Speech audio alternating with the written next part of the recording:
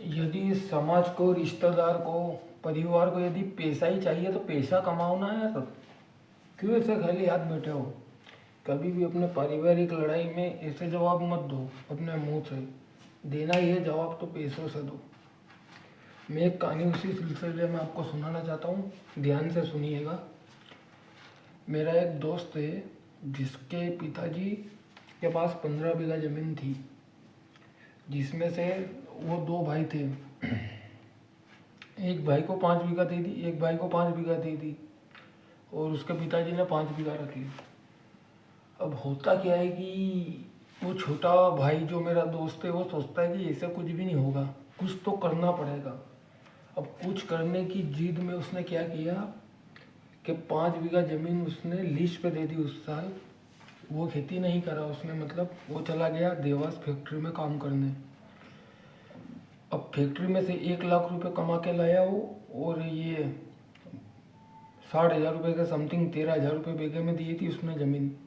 5 बीघा के 60,000 ही उसने टोटल कमा लिए उस साल 1,60,000 रुपये। अब वो एक दिन रात को सोचता है कि ऐसे क्या चलेगा, कुछ तो करना पड़ेगा बड़ा, ताकि अपने परिवार वाले अपने को चाहे, रिश्तेदार चाहे। तो उसने एक ऐसा गेम खेला। देखो, ये कहानी मैं बता रहा हूँ, ये सभी का एक से मतलब किस्मत और तालमेल ऐसा नहीं बैठ सकता, पर उसके साथ ऐसा बैठ गया। उसने किए 10 बीघा के आलू। आलू मतलब LR आलू, लाल कलर के जो होते हैं ना, वो जल्दी वाले।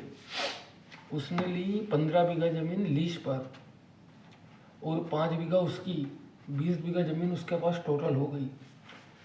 उसने 1,60,000 रुपये लीज वाले को दे दिए कि भाई साहब ये ज़मीन के पैसे और बाकी के थोड़े बहुत रहेंगे, मैं आपको बाद में दे दूंगा।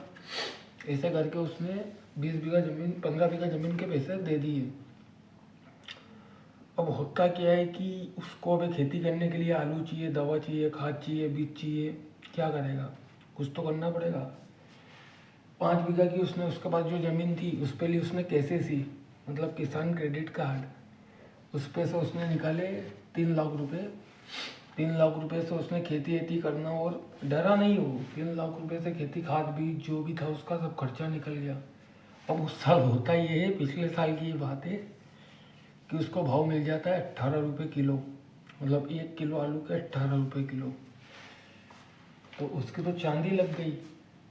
अब उसके पास हो गए थे 20 बीघा के 2,000 कट्टे के समथिंग आलू, मतलब मैं 2100-2200 ऐसा कुछ हुआ था, पर मैं 2,000 बता रहा हूँ उसने जो मुझे बताया।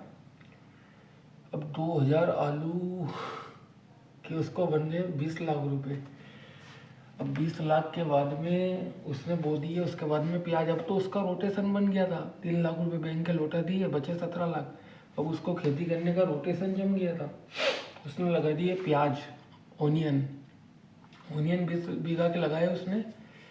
तो पिछले साल 16 रुपये किलो में तुरंत खेतों से ही बेच दिया उसने, ना रखने का लालच, कुछ नहीं किया, और ऐसे ही उसने सेल कर दिया। तो 20 लाख, 19 या 20 लाख रुपए के उसको प्याज हो गए। मतलब उसने 35 लाख रुपए का सब खर्चा काट के प्रॉफिट कमा लिया। अब उसके घर वाले क्या बोलते हैं, अब कहानी का मेन इंटरवल चालू होता है, कि उसके घर वाले बोलते हैं कि उसको मतलब प्यार करते हैं, और बोलते हैं कि मेरे पास आ जा, मतलब। तो उसने पैसे नहीं कमाए थे तो उसका कोई नहीं था। अब उसके पास पैसे आ गए तो उसको बेटा जी, मतलब सभी भाई आई सब सम्मान देने लग गए। तो दोस्तों, इस कहानी का मूल उद्देश्य यही है कि यदि आपके पास पैसा रहेगा तो आपको लोग पूछेंगे, नहीं तो आपको हीन भावना से देखेंगे, आपकी रिस्पेक्ट नहीं करेंगे। तो दोस्तों, पैसे कमाने के लिए कुछ बड़ा करना पड़ेगा। इस कहानी में जैसे बहुत सारे को कुछ त्रुटि आती है, पर इसकी थोड़ी सी किस्मत बैठ गई और मतलब इसका काम हो गया, पर मेरे बहुत सारे को स्ट्रगल करना पड़ता है। तो जो दोस्तों, वही बात है कि डरना नहीं, काम करना, अपना सजग रहना, लोगों की बातों से दूर रहना, और अपने काम पर ध्यान दो। इस समाज, रिश्तेदार, परिवार को यदि पैसा चाहिए तो पैसा कमाओ ना यार।